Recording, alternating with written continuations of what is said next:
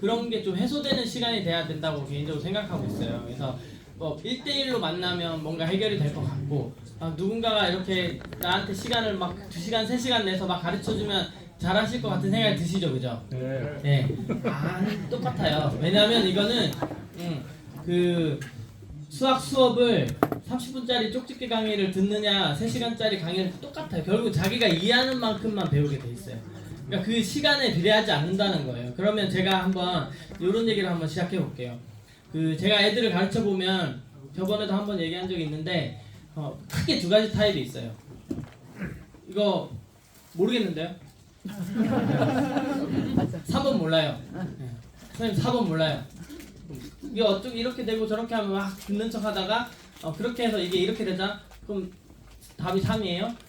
이렇게 물어보는 학생이 있고 어떤 애들은 열심히 해본 다음에 선생님 여기서 이렇게 되면 이거 곱하는 거 맞죠?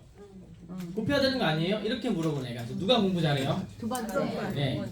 첫 번째는 공부를 잘하고 못하고를 떠나서 수학을 좋아하고 있을까요? 아니면 할 생각이 있을까요? 없을까요? 할 생각이 없는 거예요. 아예 처음부터. 네. 할 생각이 없는 거예요. 그리고 나중에 뭐 학원 탓을 하든 선생님 탓을 하든 뭐 수학 나하고 안 맞아 뭐 이런 식으로 가겠죠. 그죠? 그러니까 저도 뭐 마찬가지였지만 똑같을 수 있다는 거예요. 이걸 뭔가를 배울 때 내가 궁금증이 있어야만 가르쳐 줄 수 있어요. 근데 보통 제가 여러분들한테 이렇게 알려주다 보면 뭐가 궁금한지가 없어요. 뭐가 궁금한지가 없고 그냥 난 어려워. 이 상황을 해결했으면 좋겠어. 이렇게 되는 거죠. 그죠? 근데 그게 한계가 있다는 거예요. 결국에는. 그래서 그 차트를 들어가기 전에 내비게이션을 보려면 운전을 할 수 있어야 된다 이런 얘기 계속 반복하지만 와서 운전 연습을 시켜달라는 분이 되게 많아요. 네. 그래서 사실은 운전 연습까지 다 시키고 가면 본인이 이제 사업이 힘들어져요. 왜냐하면 내가 그렇게 배우면 나도 그렇게 가르쳐 줄 수 있어야 되는데 그렇게 가르쳐 줄 수가 없어요. 앉아가지고 막 4시간, 5시간씩 다 깔아드리고 잡는 거 반복적으로 무한 반복으로 알려드리고 이렇게 하면 엄청 잘 될 것 같지만 잘 되지 않는다는 거예요. 결국에는. 그래서 본인이 직접 해보고 시행착오 하고 안 됐을 때 물어보고 해결하고 물어보고 해결하는 그 과정을 굉장히 짧게 압축시키려면 본인이 해봐야 돼요. 문제를 본인이 계속 풀어봐야 돼. 이것도 눌러보고 저것도 풀어보고 차라리 앱이 지워지고 엉키고 다시 깔더라도 그렇게 해보는 게 더 나아요. 근데 하나 마음이 쓰이는 거는 진짜 핸드폰이 너무 어려워서 나는 이거 진짜 손도 못 대겠다 이런 분도 사실 있긴 있어요. 그런 거는 제가 늘 말씀드리지만 조금 핸드폰이 편안한 주위에 이제 저희 대표님들이 조금 이렇게 도와드리면 돼요. 그런 부분까지 혼자 하세요 하는 거는 하지 마세요 하는 거랑 똑같은 거거든요. 사실은. 네.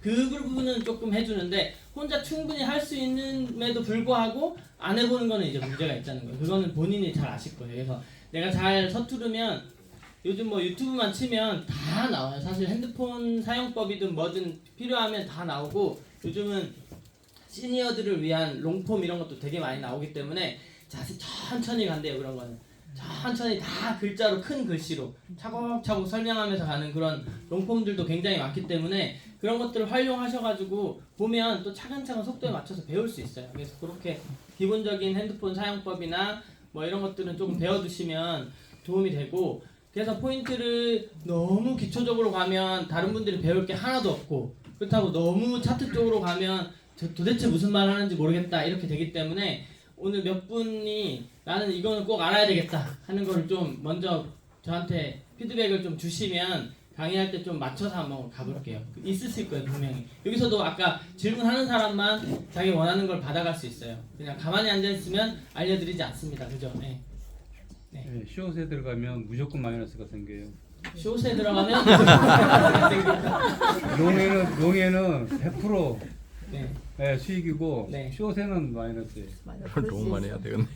제 입장에서는 선생님 저는 3번 문제만 계속 틀리는데 이렇게 얘기하는 무슨 논리적인 의미가 없죠 그죠, 사실은. 네, 논리적이지 않고 그냥 우연히 그렇게 돼요.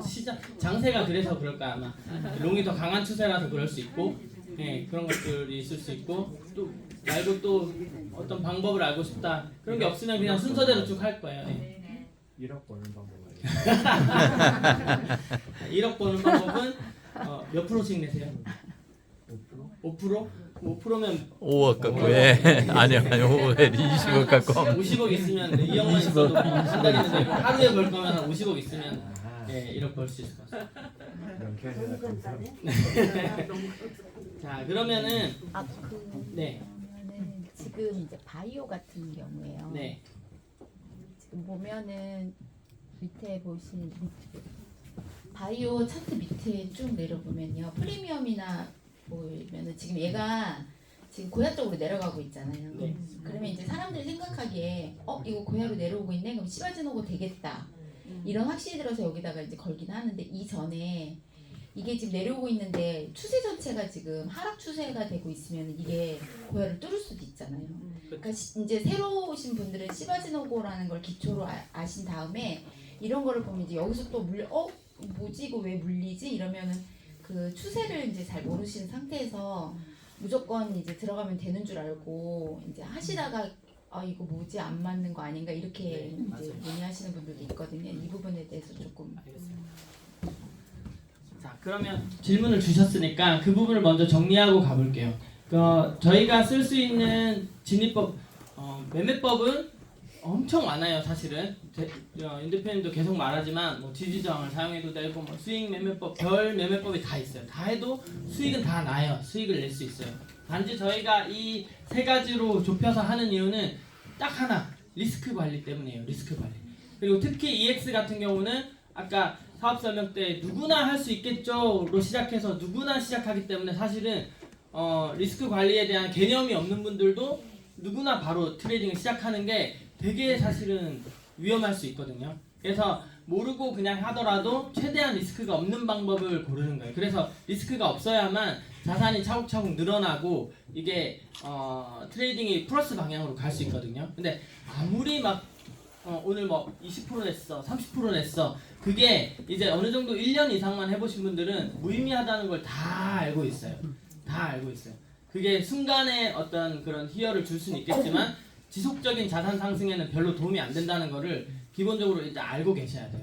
그러면 처음에 빠지기 쉬운 함정은 뭐냐면 내가 생각한 대로 했는데 수익이 더 잘 나는데 저분들 다 1.8% 낼 때 나 혼자 5% 내고 6% 내고 있는데 그러면 저희는 수익을 내러 왔고 비용을 지불해서 배우고 있기 때문에 1.8%보다 5%가 옳다고 딱 착각을 하게 되는 거예요. 5%가 맞는 방법이라고 착각을 하게 되는 거예요. 근데 그게 일정 기간이 좀 길게 뭐 짧게는 3개월, 길게는 6개월 이상만 넘어가도 그게 아니라는 걸 이제 몸소 깨닫게 되는 거예요. 그래서 저희가 그 안전장치를 하기 위해서 제 1번 원칙이 뭐예요? 시드를 늘리지 마세요. 언제까지? 리스크 관리가 될 때까지. 네, 이걸 안 지키는 사람이 다 알게 모르게 피눈물을 흘리고 계시는 거예요. 안 지키는 거예요. 왜냐면 스윙이 나니까 1.8%를 내가 10만 원 가지고 언제까지 해야 돼? 빨리 큰 돈 넣어가지고 구독료도 빨리 뽑아야 되고 그렇지만 그게 조금만 길게 생각해 보시면 그게 더 마이너스라는 거예요. 그래서 그 관리해 주시는 분들이 아직은 늘리지 마세요 하면 안 늘리는 게 맞아요. 그게 보이기 때문에 그렇거든요. 그래서 그렇게 하는데 빵단계 플러스 시바지노고 요 세 개만 딱 하면 되는데 빵단계 플러스는 사실 진짜 뭘 안 배워도 돼요. 그냥 안 배워도 되기 때문에 좋아요. 좋은데 시바지노고는 솔직히 그 연습이 필요해요. 시바지노고는. 그래서 이제 빵단계를 먼저 시작하고 시바지노고에 대한 연습이 없이 그냥 바로 들어가시는 분들이 조금 이렇게 이제 멘붕이 오죠. 멘붕이 오는 게 금방 말씀하신 것처럼 언제는 뚫리고 언제는 안 뚫리고 뭐 고야 맞아서 들어갔는데 안 되고 그런 게 근데 사실 저희 아카데미 때 다 한번 다 경험해 보신 분들은 아는 건데 지금 이제 시작하시는 분들은 그 부분을 이제 경험해 볼 시간이 없었기 때문에 그렇다. 그리고 또 하나 딱 핵심이라고 생각하는 부분은 뭐냐면 그 내가 포지션을 잡고 나오는 데까지의 본인이 생각하는 시간과 보통 대부분의 트레이더들이 다 갖고 있는 그 시간이 좀 그 기간이 좀 달라요. 본인만이 생각하는 나는 딱 들어가면 1시간 안에 나온다 라는 사람이 있는가 하면 나는 못해도 이틀은 놔둬 라든지 뭐 이게 조금 달라요. 되게 많이 달라요. 근데 이거에서 혼돈이 많이 온다는 걸 제가 발견했어요. 그래서 예를 들면 오래 트레이딩을 한 사람일수록 되게 긴 관점을 얘기해요. 그래서 강의 때 이제 비트코인이 어디까지 내려올 거예요. 예를 들어서 이렇게 얘기하면 그분 생각에는 한 3개월 있다가 내려올 거라고 얘기한 거예요. 근데 처음 듣는 사람은 오늘 딱 들었는데 내려온대. 그럼 바로 숏을 잡는 거예요. 그럼 난리가 나죠. 그러니까 그 관점에 대한 그 동의가 없이 그냥 말만 듣고 가서는 트레이딩이 진짜 그래서 스코어 차트가 그래서 어려운 거예요.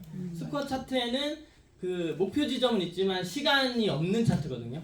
시간의 개념이 없는 차트예요. 스코어 차트는.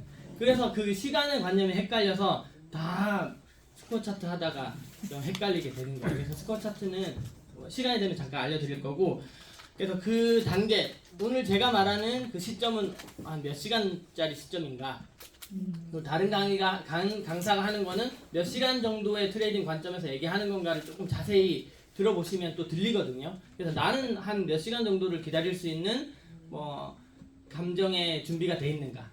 이게 기다리는 건 되게 감정이에요. 그래서 그런 것도 한번 얘기해보면 좋을 것 같습니다. 그래서 빵단계 플러스는 사실 뭐 한번 얘기는 하겠지만 얘기할 게 없죠, 그죠? 왜 얘기할 게 없냐면 시그널을 보고 그냥 바로 들어가면 되니까. 뭐 오늘 얘기할 필요도 없이 이때 LL이 떴고, 그죠?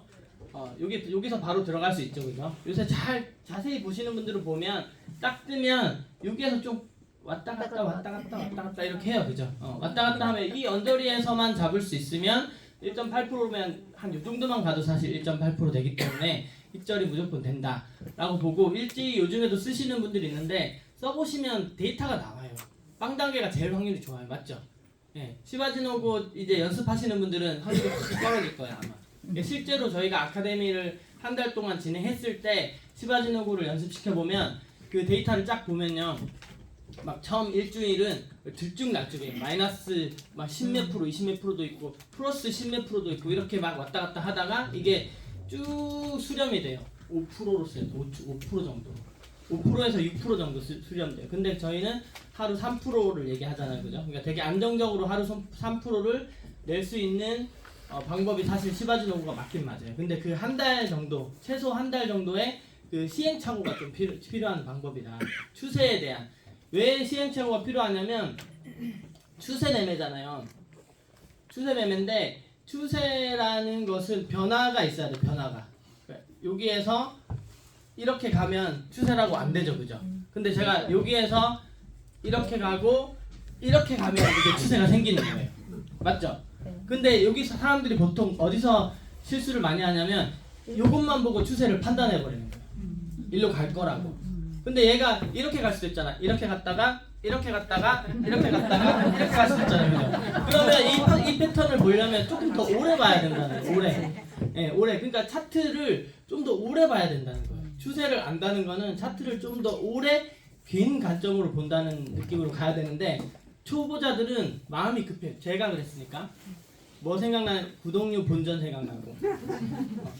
아무리 연습을 했는데 플러스 마이너스 해봤더니 아직 마이너스고, 그죠? 이대로 가다가든 구독료를 못 찾을 것 같고 불안감이 엄습해오고 그런데 시드를 좀 더 늘려보려고 했더니 시드도 못 늘리게 하고 막 이런 것들이 이제 감정적으로 오는데 그런 걸 다 적어놓고 추세를 알려면 조금 더 그 패턴을 봐야 된다는 거예요. 근데 단순하지는 않잖아요, 그죠? 단순하진 않고 크게 설명하면 상승장과 횡보장과 하락장이 계속 반복되는데 그거 세 개를 다 보려고만 해도 제 생각에는 길면 한 2-3개월 이상은 봐야 된다는 거죠. 그런데 내가 처음 구독해서 시작했는데 상승장이었어. 이런 분들이 제일 안 좋아요, 사실은. 네, 왜냐하면 그때는 상승장일 때는 되게 트레이딩이 잘 돼요. 시그널대로 들어가면 수익도 금방금방 나고 그러면 그게 이제 이게 트레이딩이구나 라고 정립을 해버리면 시장이 어려울 때 이제 안 맞다고 생각하는 거예요. 근데 횡보장에서 들어간 사람은 또 이게 오리무중이야. 왜냐면 횡보장 때는 시그널이 좀 시원하지가 않잖아요. L인데도 올라가는 것 같지도 않고 내려가는 것 같지도 않고 막 근데 지나고 보면 그때가 횡보였던 거예요. 그리고 하락이 좀 세면 또 하락장은 뭐가 어렵냐면 숏 개념이 아까 말씀하셨는데 숏에 대한 개념이 없어서 어려워요. 올라갈 때 돈 버는 거는 탁탁 다가오는데 내려갈 때 이 베팅한다는 개념이 없으니까 이게 잘 안 돼요. 똑같은 건데도 잘 안 돼. 그래서 그거를 다 경험해 보려면 그 정도 추세가 있어야 되고 지금 만약에 시바지노고 고야에 들어갔는데 잘 안 된다 뭐 이런 걸 느끼는 분들은 내가 그러면 몇 번 트레이딩 했는지 그리고 어느 기간 동안 차트를 보고 있는지 보면 답이 딱 나와요. 답이 딱 나와요. 맞죠? 제가 일일이 안 물어봐도 본인이 한번 생각해 보세요. 내가 언제 구독했고 차트를 얼마나 보고 있었나. 근데 아직 한 달 미만이다. 당연히 시바지노고가 어려워요. 한 2달, 3달 되면 그때야 좀 뭔가 알 것 같아요. 근데 좀 더 길게 본 사람들은 이제 들어가야 될지 말아야 될지 조금 판단이 되는 거죠. 그래서 거기에 답이 있는 거지 무슨 막 버튼만 누르면 바로 이게 해결돼. 근데 그걸 또 만들었네. 대단한 것 같아 진짜. 그걸 또 만든 거예요. 그러니까 그 고민을 이 차트가 회사가 사실은 해결을 해줘 버린 거예요. 그래서 시바지노고도 배우긴 배워야 돼요. 배우긴 배워야 되는데 제가 보기에는 그 연습 기간이 분명히 있어야만 배울 수 있는 게 시바지노고다라고 생각합니다. 그러면 빵단계 말고 얘기가 나온 김에 시바지노고를 그러니까 이 관점으로 한번 해보겠습니다. 자, 그러면 여기서 들어갈지 말지 한번 볼게요. 스트리밍 꺼놓고 쉽게 얘기하면 첫 번째 페이지 요거는 이제 처음 오신 분 있으니까 한번 그냥 기본적으로 훑고 지나갈게요. 이 첫 번째 페이지의 목표가 추세를 알아내는 페이지다 이렇게 보시면 돼요. 그래서 추세를 알아내는 페이지다. 근데 여기에 나와 있는 정보만으로 추세를 보기에는 이제 백데이터가 좀 있어야 돼요. 경험치가 있어야만 점수가 이 정도면 어떻고 뭐 이렇게 여기에서 어떻게 가면 어떻고 이런 게 좀 있어야 되는 거예요. 그래서 그건데 일단 자 고야 도미넌스는 모든 코인의 스코어 점수 저희 코인이 그 고야가 모든 코인의 점수를 내줘 보죠. 1시간마다 알고 계세요? 네. 모르는 분도 계시죠? 네. 네. 여기 보면 여기가 350여 개 정도 되는 이 코인들을 보면 첫 번째 현재 점수라고 나와 있죠. 이렇게 매 시간마다 점수가 져요. 얘는 마이너스 49점이고 얘는 플러스 49점이고 이런 식으로 점수가 부여되는 거예요. 그러면 플러스 점수가 클수록 앞으로 상승 가능성이 높은 것이고 마이너스 점수가 클수록 앞으로 하락 가능성이 높다. 이렇게 단순하게 보시면 되는데 이 첫 번째 페이지 고야 도미넌스는 이 점수들의 평균이라고 보시면 돼요. 평균.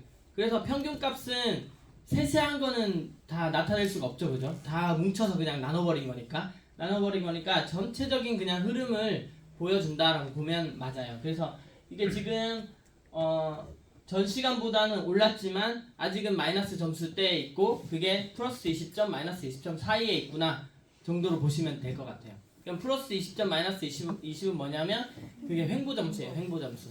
그러니까 이 평균 점수가 그 안에서 막 꿀럭꿀럭 해봤자 막 그냥 전체적인 시장은 그냥 옆으로 대충 흐르더라라는 거예요. 그러면 지금 만약에 이 점수만 가지고 판단한다면 지금 고야 맞는 애들을 잡아도 뭐 되는 애도 있고 안 되는 애도 있고 그냥 흐물흐물 할 것이다 라는 느낌이 좀 있는 거죠. 횡보는. 근데 만약에 똑같은 모양인데 이 점수가 한 30점 넘어가고 40점 가까이 갔다. 그러면 똑같은 모양인데도 훨씬 더 잘 돼요. 경험상 보면. 그러니까 평균 점수가 높으면 높을수록 시장이 잘 움직여요. 잘 움직이고 활력이 있어요. 활력이 있는데 점수가 많이 낮아도 떨어지는 힘이 있는데 이 20점대 사이에 갇혀 있으면 오르지도 내리지도 않는 좀 애매한 힘이다. 그래서 똑같이 맞아도 팍 이렇게 튕기는 게 아니고 그냥 스물스물 이렇게 가는 느낌이 있다는 거죠. 그래서 그 결론적으로 저는 요새는 안 하는 장이 더 많아요. 하는 장보다. 처음에 시작할 때는 포지션이 없는 날이 없었어요. 그러니까 없는 날이 아니고 없는 시간이 없었어요. 항상 포지션이 있어야 돼. 저희끼리는 뭐라고 이름을 붙였냐면 포지션 병이다 이렇게 붙였어요. 그러니까 포지션 안 잡으면 불안해. 아무것도 안 하고 있는 것 같고 그런 기간이 딱 있거든요. 초기에. 왜냐하면 열심히 하는 것이 그리고 또 그때 아카데미니까 숙제도 이제 해야 되고 하니까 이게 숙제가 사실은 양날의 검인 거예요. 많이 해보기 위해서 강제로 막 잡아서 경험은 많이 쌓지만 그게 또 포지션 병을 만들어내는 거죠. 무조건 잡아야 될 것만 같은 그런 병을 만들어내거든요. 근데 사실 실전 트레이딩에서는 절대 그렇게 무조건 잡지 않아요. 안 잡는 때가 훨씬 많아요.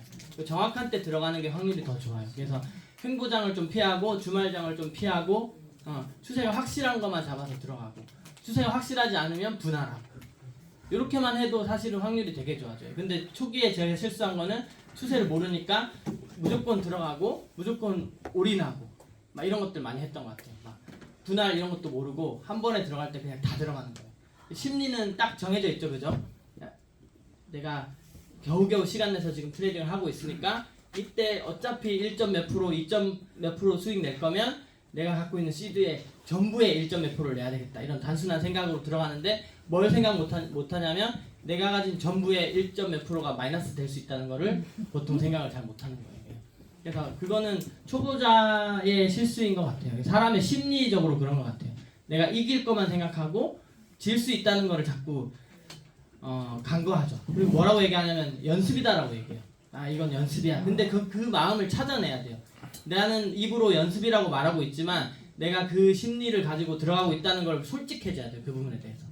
그러니까 저도 욕심 같은 건 없다고 살아온 사람 중에 하나인데 이 시장에 딱 들어오니까 그거하고는 그런 거하고는 전혀 상관없는 그냥 그런 게 막 뭐가 올라와요. 그런 거 그냥 왜냐면 저와 차트와 그냥 단둘이잖아요. 누가 보는 것도 아니기 때문에 돈도 내 거고 누가 뭐라 할 사람이 없어요 사실은. 그래서 그 감정에 되게 솔직해져야 돼요. 그 감정이 아 이거 저 테스트 해보려고 들어갔습니다 이렇게 얘기하거나 뭐 연습으로 한번 해봤고 아 이건 뭐 이번에만 이렇게 한 거고 잘못 들어간 거고 잘못 눌렀고 이렇게 얘기하는데 잘못 안 누른 거 다 알아요. 그러니까 다 예상하고 더 많이 벌어보려고 레버리지 잘못한 것처럼 이렇게 해보고 한 거 다 알아요. 근데 이제 말하기 좀 쑥스러우니까 아우 이거 레버리지 된지 몰랐네 누가 이렇게 됐지 하고 누르거나 하는데 그 심리에 되게 솔직해져야 돼요.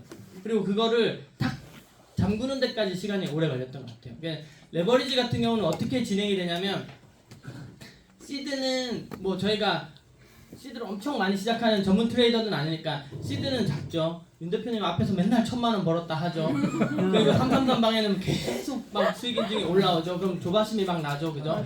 그러면 아무리 계산기를 두드려봐도 내가 가진 시드로 1,000만 원을 벌려면 방법이 안 나오는 거야. 그러면 이제 20배, 50배 이렇게 한번 해볼까? 그리고 이제 막 하는 거죠. 근데 이게 왜 위험하냐면 늘 얘기하지만 이 트레이딩은 곱하기 게임이에요. 곱하기 게임. 그럼 예를 들어서 주머니 안에 숫자가 적힌 공이 바글바글 있는데 하나 꺼내서 그걸 곱하는 거야. 그러면 1 곱하면 똑같죠, 그죠? 2 곱하면 좀 늘어나죠, 그죠? 5 곱하면 늘어나죠, 그죠? 계속 이렇게 하는데 만약에 그 안에 레버리지를 올리면 0 적힌 공이 몇 개가 툭툭툭툭 들어가는 거예요.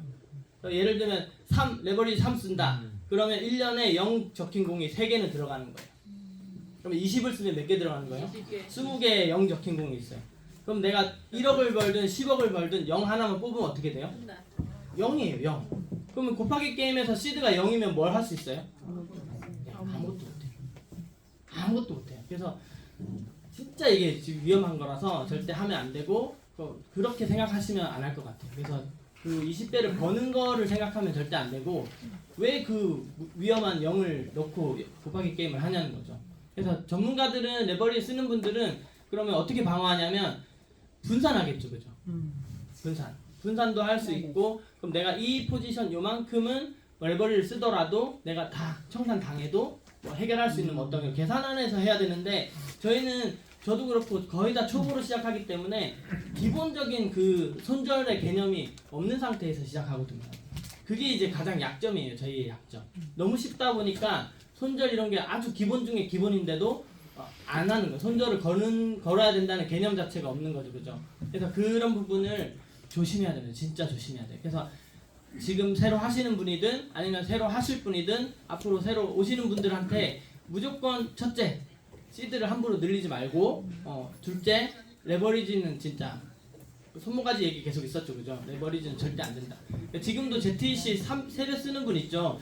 제가 말씀드렸는데 ZEC 코인은 3배 위험해요. ZEC 코인은 3배 위험합니다. 왜냐면 변동성이 보통 코인보다 훨씬 큰 코인이에요. 그래서 한번 마이너스 나면 10%, 5%, 10% 그냥 나기 때문에 레버리지 3배 쓰면 마이너스 30%, 40%도 충분히 갈 수 있는 코인이에요, ZEC는. 그래서 일단 하시더라도 감내를 하시고 하셔야 된다. 말이 또 어디 산으로 새네요. 자, 마켓 도미넌스는 진짜 이제 그 마켓에서 코인이 차지하고 있는 비율을 얘기하는 거예요. 그러니까 축구 때 골 점유율, 볼 점유율 얘기하는 것처럼 그래서 근데 점유율이라는 게 이게 가격하고 100% 연동은 아니죠. 왜냐면 점유율은 전체 크기가 달라지면서 점유율이 달라질 수도 있어요. 그러니까 비트코인 점유율이 높아지면 비트코인을 사는 사람이 많아서 올라갈 수도 있지만 다른 코인의 점유율이 떨어져서 상대적으로 올라갈 수도 있다고 생각해야 돼요. 점유율이기 때문에. 그죠? 그래서 그게 저희가 받아들일 때 그 약간 시장의 비중이 어디로 움직이는가 정도로 받아들이면 되지, 이게 가격하고 연동된다고 점유율이 올라갔으니까 비트코인이 올라갈 거야 이렇게 보면 안 맞아요. 그렇게 보면 안 맞고, 뭐 비트코인 점유율은 지금 옆으로 그냥 흐르죠. 그죠? 이더도 그냥 옆으로 흐르죠. 탑10도 그냥 큰 변화가 없죠. 그죠? 흐르죠. 그죠? 흐르는 거예요. 네. 그냥 흐르는 거예요. 그렇죠. 흐르는 거예요. 그래서 아까 얘기했던 플러스 20, 마이너스 20 평균 사이에서 보이는 시장의 흐름이 별로 변동성 없이 그냥 흐른다고 보는 거예요. 그러면 저는 사실 지금 타이밍에 트레이딩 할래 안 할래 하면 그냥 안 하고 그냥 다른 사업 할 것 같아요. 그냥 설명해드리고 사업 설명해드리고 이게 훨씬 효율적인 것 같아요. 제가 보기엔. 그래서 시장을 판단하고, 자 라인 차트는 이거는 무조건 씹어 먹어서 알아야 돼요. 이게 추세의 전부 다라고 보면 돼요. 예.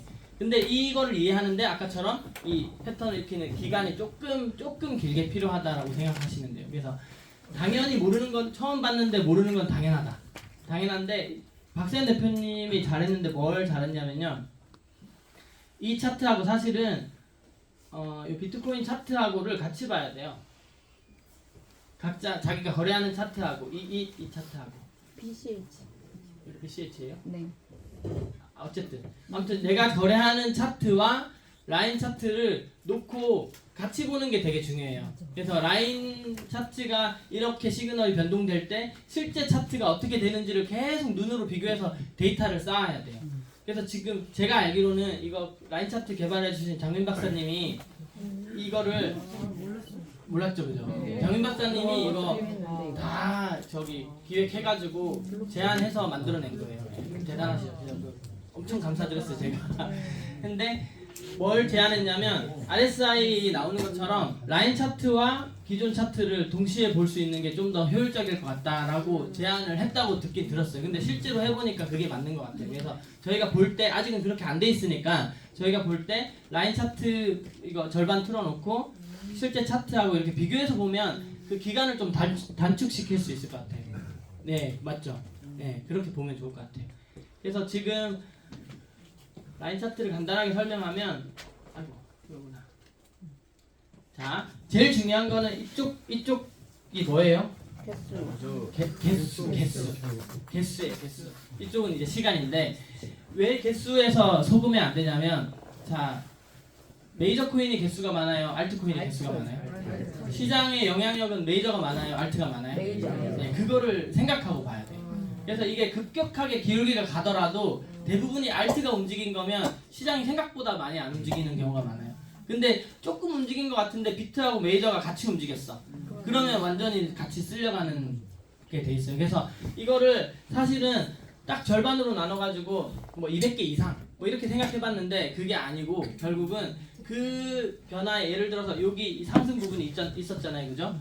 이때 이 상승할 때 어느 타임에 비트랑 메이저가 따라왔는가, 어느 타임에 비트랑 메이저가 L이 같이 되면서 이게 갔는가. 그럼 비트는 변해봐야 여기서는 숫자 1이에요, 1. 그러니까 T가 안 나는 거죠, 사실은. 근데 비트하고 메이저 탑10 해도 11개밖에 안 되잖아요, 그죠? 그럼 그 11개가 포함되어 있는 상승분에 훨씬 더 힘이 좋아진다는 거예요. 그러니까 이걸 기울기만 보고 생각하면 알트들 막 움직일 때 속아서 이제 가는 경우가 가끔씩 생긴다, 이렇게 보시면 되고, 그 RSI가 되게 처음엔 헷갈리죠, 그죠? 헷갈리는 이유가 뭐냐면 이것도 결국은 이 깜빡이 L이 가져가는 그 추세의 길이하고 RSI가 가져가는 추세의 길이가 달라서 그런 것 같아요. RSI가 훨씬 더 짧은 시점이에요. 짧은. 그냥 차트를 봐볼게요. 대충 열려 있는 거 보면은 얘는 지금 여기서 S가 뜨고 여기까지 L이잖아요, 그죠? 근데 그 사이에 얘는 S, L, S, L, S, L 이렇게 자주 바뀌잖아요, 그죠? 그래서 S 뜨고 쭉 내려오다가 L 뜨면 살짝 오르다가 S 뜨면 또 쭉 내리다가 L 뜨면 살짝 오르다가 S 뜨면 쭉 내리다가 L 뜨면 살짝 오르다가 그러다가 뚫리고 이제 뚫리면 시그널이 바뀌죠. 이게 사실 시바지노고의 패턴이에요. 그래서 시그널이 추세를 만들고 기울기가 생기면 쉽게 안 뚫리죠, 그죠? 쉽게 안 뚫리고 LS가 반복되면서 돼요. 그러면 이렇게 고야 밑에서 LS 하다가 어느 시점 되면 여기가 이제 좀 위험했죠, 그죠? 위험했지만 뚫렸지만 추세를 못 바꾸고 다시 내려앉은 거예요, 그죠? 근데 여기서는 뚫리고 여기서는 이제 추세를 바꿨죠, 그죠? L2가 떴으니까. 그래서 요런 데가 사실은 좀 헷갈리는 부분인데 이걸 이제 뭘로 해결한다고요? 깜빡이 고야 라인으로 해결한다. 뚫릴 것 같은 수치가 나오면 여기서 딱 고야 라인이 안 깜빡이고 실선으로 표시되면 안 들어가면 되죠, 그죠? 그럼 깜빡일 때는 그냥 들어가면 되죠. 네. 그래서 지금 그런 것들을 넥스트 차트가 나오면 한 방에, 그러니까 넥스트 차트 나오기 전에 빨리 업그레이드들 다 싹 해버리세요. 그래야 생각해 보세요. 그게 더 그 효과가 좋아요. 이 돈을 생각해도 그게 더 맞아요. 이제 차트가 잘 맞으면 그거를 산술적으로 더하기 빼기 안, 이건 곱하기 게임이라니까요. 그러면 투자 대비 얻어내는 걸 생각하면 저도 이제 처음에는 저 딱딱 긁어서 3천부터 하긴 했지만 만불 하는 게 진짜 좋아요. 답이에요. 그건 답인 것 같아요. 그리고 천불은 속에 천불 나고.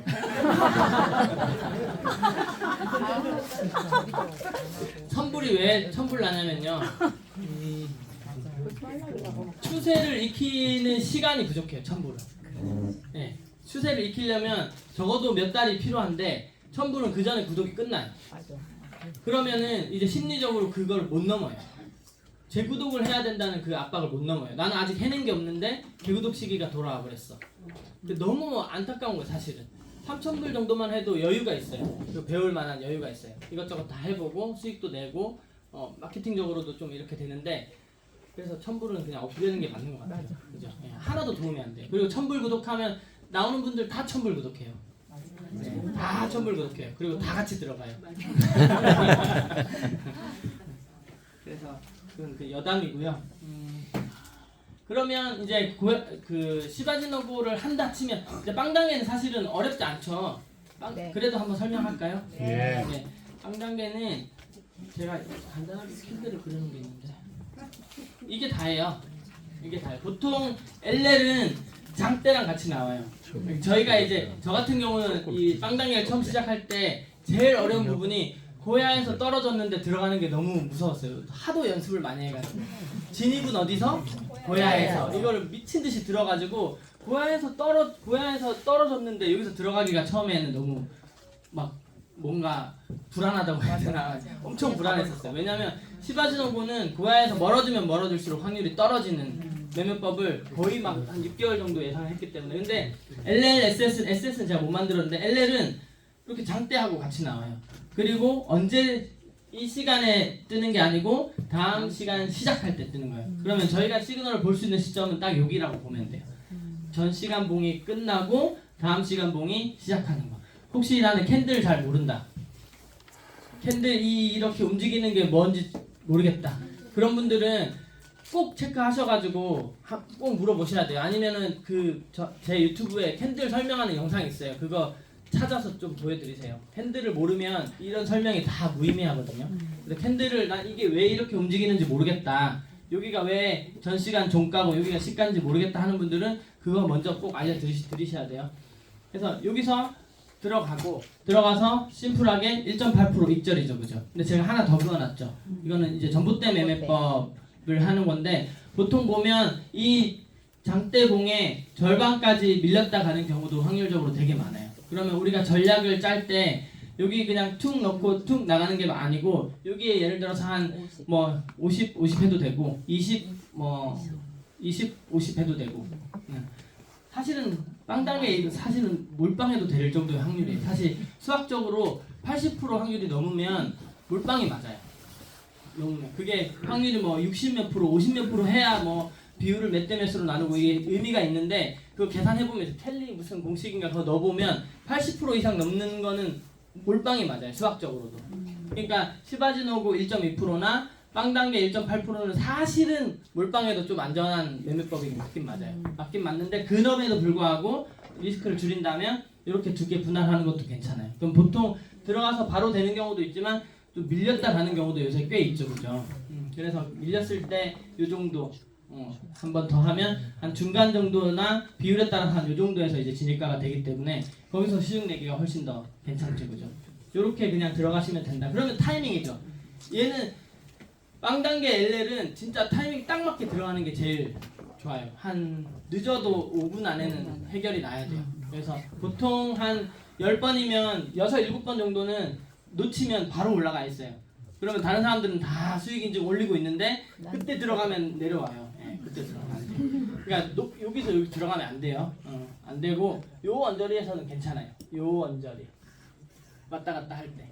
그리고 막 가도 그냥 여기서 한번 기다려 보세요. 한 5분 아니면 5분 10분이면 이제 안 될 수도 있는데 5분 안짝이면 그냥 여기서 다시 기다려 보세요. 그럼 얘가 이렇게 하다가 나를 데리고 가거든요, 보통. 그래서 막 따라가는 거는 이것도 마찬가지 별로다. 그렇게 이해하시면 되고. 같은 거죠?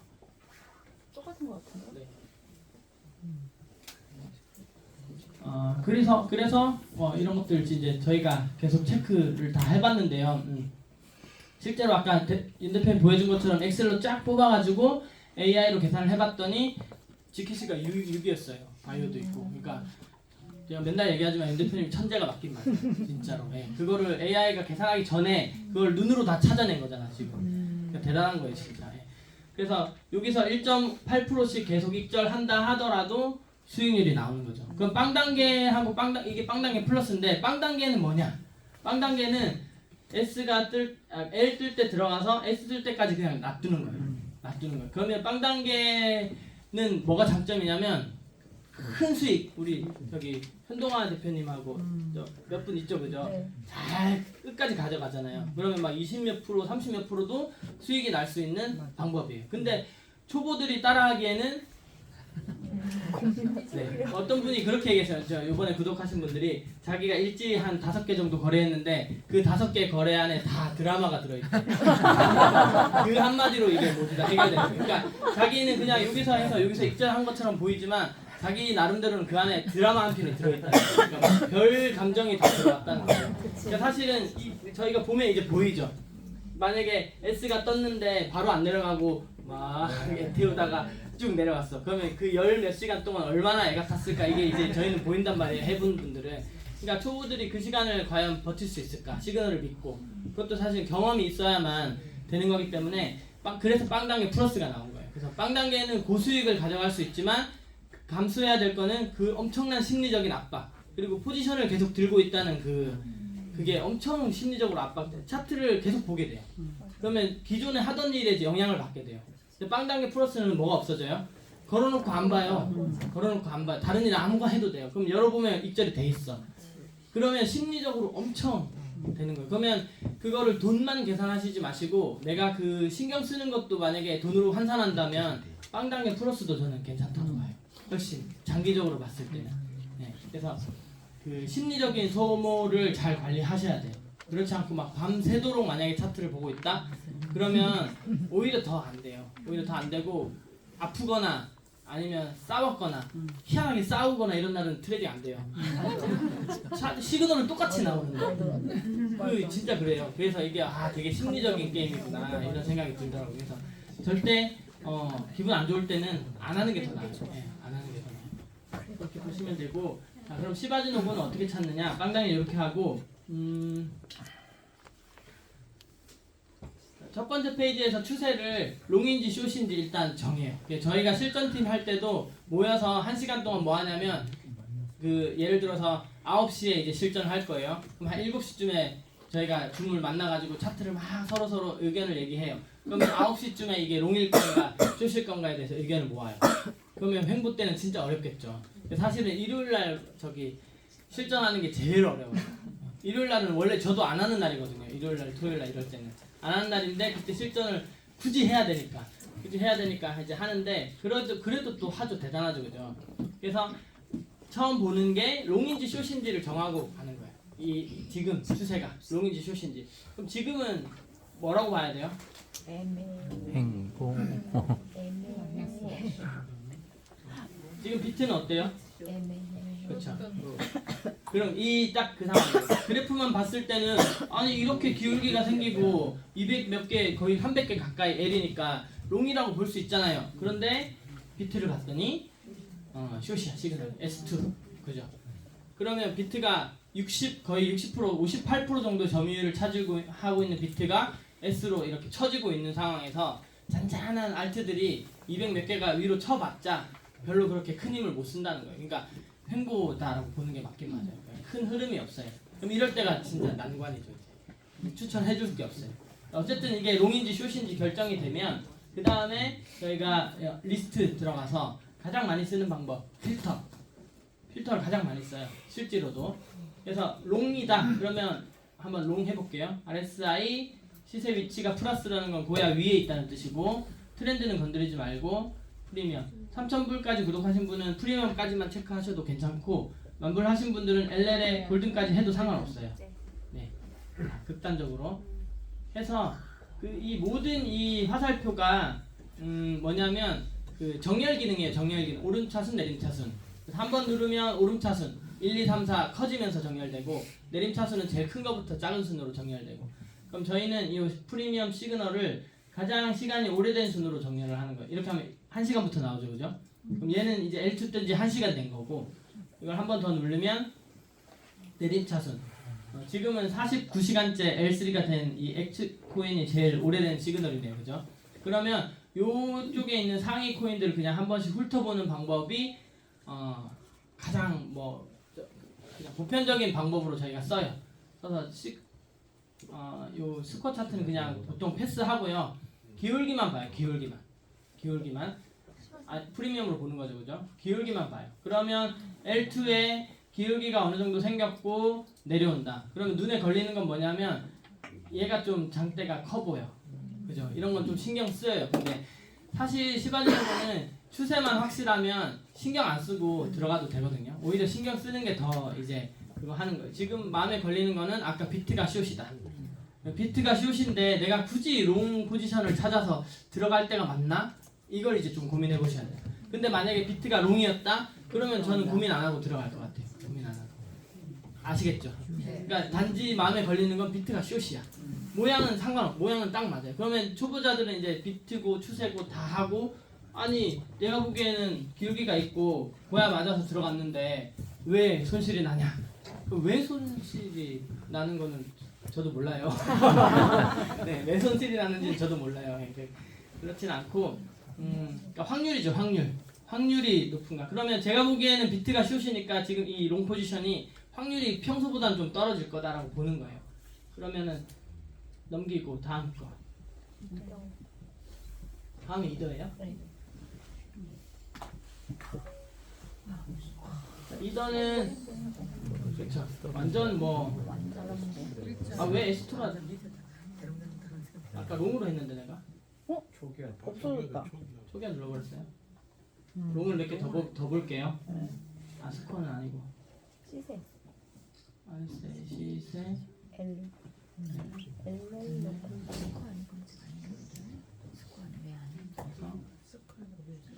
스코어까지 하면 안 나와요. 개수가 할만한. 아까 뭐 물어보셨어요? 아니 스코어를 클릭 왜 안 하는? 스코어 왜냐면 스코어가 좀 저희 차트 중에서 가장 미래지향적인 그게 스코어예요. 사실은 스코어. 그래서 스코어 차트를 3주 차트 보고 저희가 현물거래 하잖아요. 그러니까 엄밀히 따지면 제일 미래지향적인 차트가 스코어예요. 그러면 차트는 내려가고 있는데 스코어가 먼저 올라가는 경우가 되게 많아요. 그래서 우리가 소팅할 때 스코어까지 누르면 그게 어긋난 애들은 이제 안 나와버려요. 지금 실제로 롱 유지하고 있는데 스코어가 마이너스가 돼버린 애들은 안 나오는 경우가 있어요. 그래서 골라낼 때는 같이 누르면 별로 의미가 없고 만약에 스코어가 지금 급격하게 올라가는 애들만 고르고 싶다 하면 스코어 플러스만 눌러서 또 정렬하면 되겠죠. 그죠? 방법을 여러 가지로 사실 쓰면 돼. 이건 저희가 보편적으로 쓰는 방법을 알려드리는 거고 어때 보여요? 네. 그냥 완전 이렇게 책으로 탁탁 친 것 같이 그냥 평평하게 가지고 있죠. 네. 이런 애들은 그냥 모양으로 봐도 별로예요. 완전 좋아. 물론 뚫고 쭉 갈 수도 있지만 굳이 요행을 바라면서 들어갈 필요는 없는 것 같고 아마 다 보지 않아도 아까 첫 번째 페이지에서 이런 차트를 지금 예상하고 있는 거예요. 얘는 그나마 그림이 괜찮네요, 그죠? 예, 그나마 그림이 괜찮죠, 그죠? 얘도 비트만 L이라면 망설이지 않고 들어가도 괜찮은. 근데 비트가 S면 수익이 안 나냐? 그렇지도 않아요, 사실은. 그렇지도 않아요. 그렇지도 않기 때문에 그거는 내가 그렇죠. 얘도 LL 유지 중이고 고야 라인도 지금 살아 있고 살아 있다는 거는 캔들이 고야 라인을 침범해서 내려오지 않았다는 뜻이에요. 그 꼬리만 내려온 거는 내려왔다고 하지 않고 몸통이 뚫은 게 이게 한번 내려갔다 온 거예요. 사실 이럴 때가 시바지노고 할 때는 이렇게 시그널이 급격하게 바뀔 때가 제일 어려워요. 이건 예상이 좀 어려워.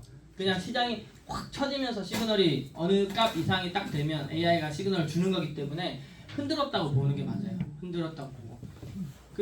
요거 하나 말씀드려야겠다. 그 뉴스들 많이 나오잖아요.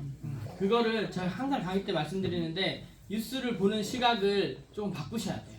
예를 들면 지금 XRP 호재 이런 것들 막 나오죠, 그죠? 근데 또 반면에는 뭐 구글이었나? 아무튼 XRP를 대체하는 코인을 만들어서 이제 XRP가 필요가 없어졌다. 뭐 이런 것도 뜬단 말이에요. 그럼 그 기사가 저 같은 사람한테 보인다는 거는 거의 대부분의 트레이더들은 그 기사를 다 본다고 보면 돼요. 그러면 그 기사를 보여주는 사람의 의도가 뭘까? 불안감, 혹은 이제 호재를 기다리는 기대감. 그거 두 개예요. 그래서 세력이 저희를 흔들어 먹는 딱 방법은 그 두 가지 감정으로 흔들어 먹어요. 기대감 아니면 제일 많이 당하는 게 뭐예요? 불장. 불장으로 다 걷어먹는 거예요. 그래서 불장이라는 심리가 딱 들어오면 어떻게 되냐면 장대가 나올 때 무조건 들어가게 돼 있어요. 장대가 나오면 내가 불장이 올 거야 생각하는 사람인데 장대가 딱 나왔어. 그럼 아이고 나 정신 놓는 사이에 불장이 시작돼 버렸구나 하고 갑자기 시그널도 안 보이고 뭐도 안 보이고 그냥 들어가요. 불장이니까. 그죠? 그럼 어떻게 돼요? 떨어져요. 네. 그래서 거의 뭐 저도 짧은 기간이지만 거의 대부분의 그 언론 기사는 그런 식으로 쓰여 먹어요. 그러니까 저희가 거기에 휘둘릴 필요가 없어요. 휘둘릴 필요가 없고 반대로 이용해 보세요. 반대로. 호재가 막 있잖아요. 그러면 이렇게 갔다가 터는 애들을 잡으세요. 털 때. 그때 고야 맞을 때 차라리 잡으세요. 그게 나은 거예요. 반대로. 그래서 그 또 급격하게 막 무서운 이제 하락을 제법 했어요. 이제 떨어질 만큼 떨어졌을 때 이제 어떤 기사가 나오냐면 이제 뭐 코인이 이제 생태계가 끝났고 그죠? 이제 비트코인이 완전 폭락할 거고 이런 기사들이 좀 나와요. 그러면 현물 들고 버티고 있던 사람들이 어떻게 되냐면 이거 들고 있다가는 쪽박 차겠다 이런 생각을 이제 자극시켜서 장대에 던지게 만들어요. 장대에 탁 던지면 어떻게 돼요? 다시 올라가요. 근데 저희는 스코어 차트나 이런 것들을 조금 보고 있으면 그 시나리오가 조금 보여요. 얘네가 언제부터 겁을 주냐면 예를 들면 비트코인 차트가 만들었나? 네, 비트코인을 바꿔볼게요. 비트코인 3주에 저점이 있죠, 그죠? 네. 그럼 저희는 여기서 한 85,000에서 한 뭐 원저리 정도 오겠다라고 예상을 하고 있다면 얘가 지금은 95,000까지 가 있잖아요. 그럼 얘가 이렇게 내려올 거란 말이에요. 내려오면 한 요 정도 내려오면 이제 그런 기사가 뜨는 거야. 그죠? 그러면 요 정도에서 그런 심리를 만들어 놓고 쭉 빼면 여기서 사람들이 다 털어요. 네, 다 털어요. 그럼 저희는 어디서 기다리고 있어요? 여기서 기다리고 있어요. 그러니까 저희가 세력을 이기진 못하지만 세력 등에 타서 이렇게 싹 수익을 낼 수 있는 그런 미래 차트라고 얘기할 수 있는 거예요. 오프로님이 요즘은 이제 브리핑 안 해주시면 브리핑 할 때 그걸 활용하는 방법도 그런 식으로 활용하는 게 맞아요. 그러니까 오늘 당장 내릴지 올릴지 그런 게 아니고 그런 프로님들은 되게 긴 관점을 얘기해주기 때문에 그렇게 됐을 때 이런 기사들을 던지고 있네 얘네들이. 그럼 이런 심리를 요구하는 거네. 그럼 시장이 그렇게 그거 보다 보면 되게 재밌어요. 그렇게 가요. 거의 비슷한 패턴으로. 근데 거의 비슷한 패턴으로 개미들은 다 던지고 읽고 그렇게 하더라. 그걸 이제 말씀드리고 싶고. 그래서 지금 뭘 하나 잡아보면 너무 좋겠는데 시장이 안 받쳐주고. 그럼 아예 슛으로 봐볼까요? 네. 자, 반대로 S 시세 위치도 마이너스, 프리미엄도 S. 자, 이렇게 해서 얘도 마찬가지.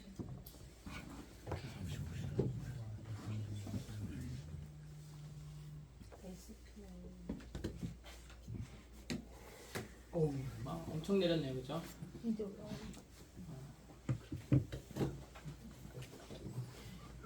이렇게 해서 쭉 한번 저는 열어놓고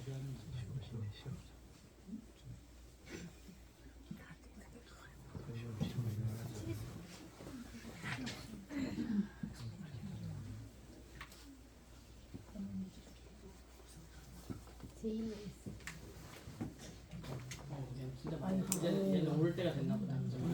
왜냐면 얘는 올라가. 요 3주 차트 기준으로 봤을 때 요 저점을 실현시켰죠, 그죠? 네. 더 많이 실현시켰죠, 그죠? 여기 나왔죠. 그럼 지금 당장 올라갈 건가?는 아니에요. 3주 차트는 되게 길게 봐요. 리플을 제가 관찰했을 때 다른 애들이 2주 만에 올라왔는데 리플은 4주, 5주 만에 올라오는 것도 봤어요. 그러니까 이게 시간의 개념이 없어요, 이 스코어 차트는.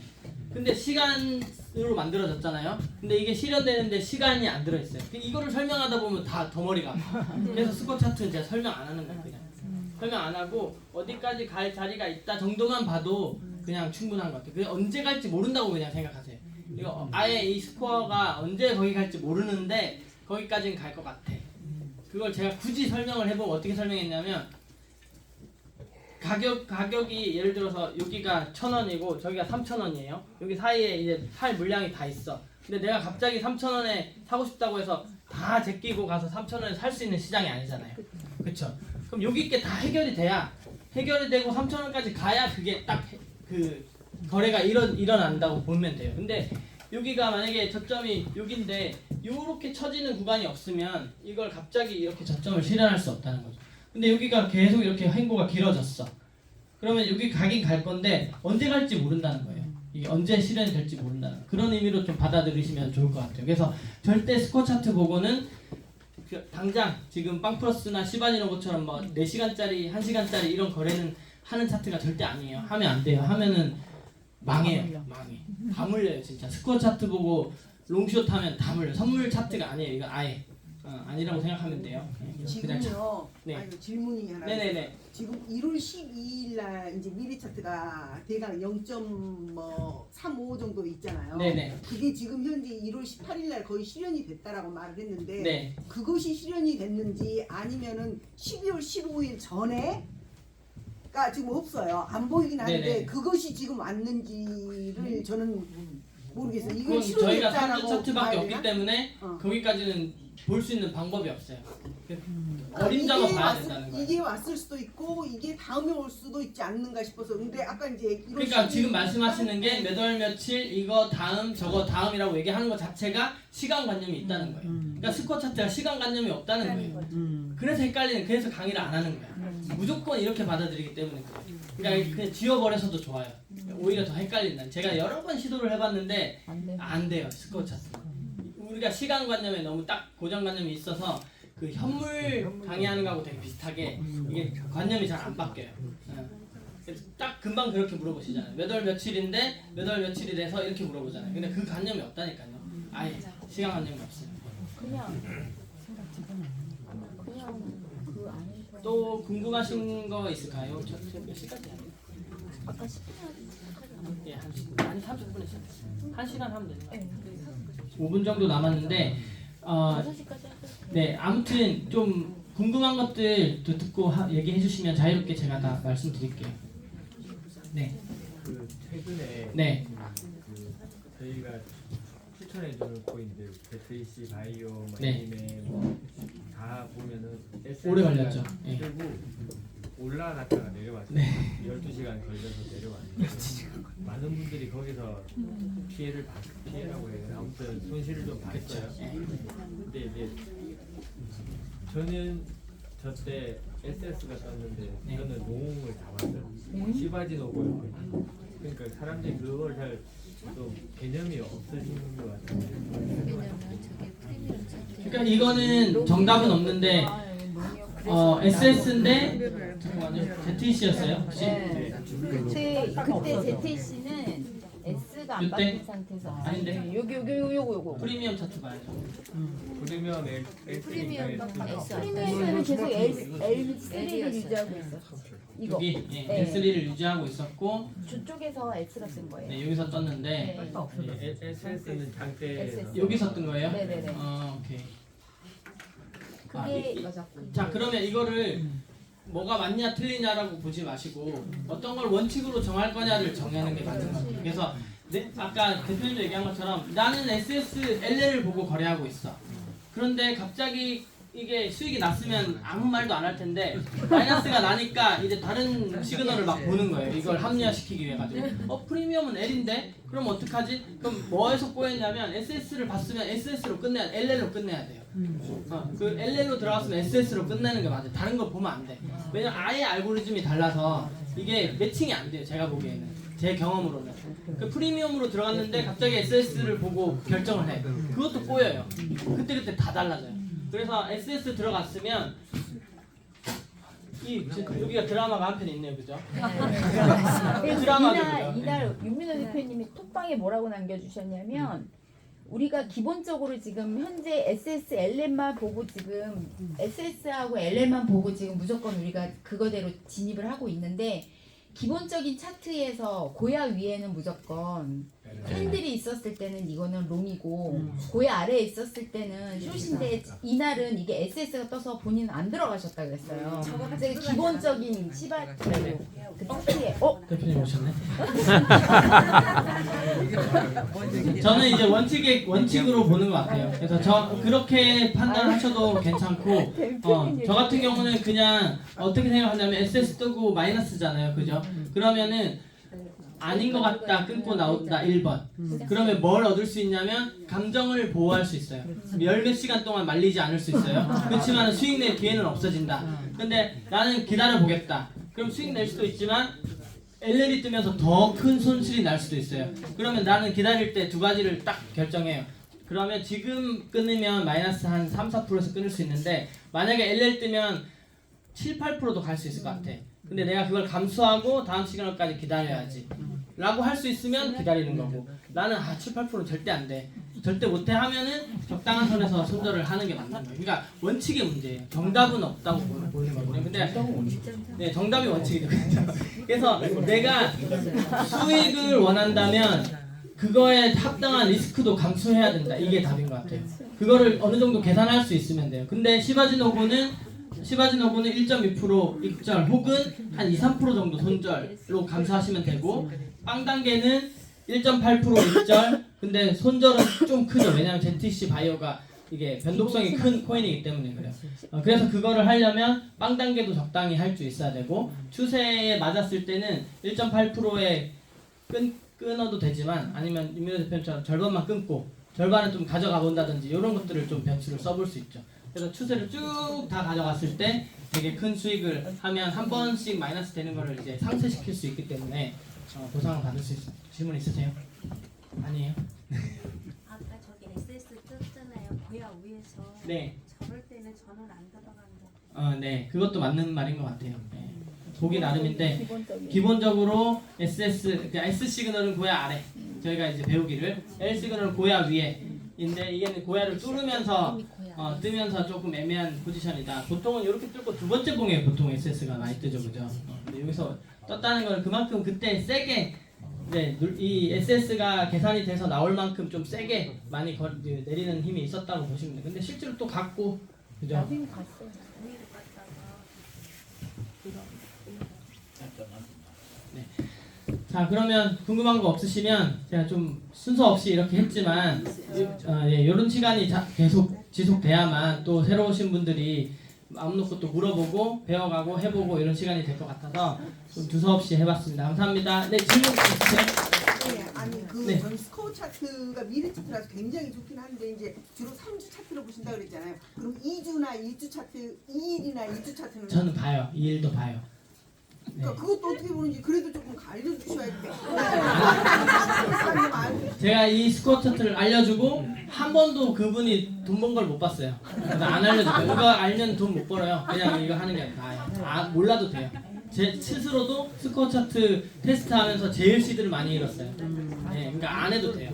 안 해도 되고 그냥 뭐 얼마 정도 내려가겠다 이 정도만 아는 게 스코어 차트의 최고다. 그렇게만 보면 될 것 같아요. 감사합니다.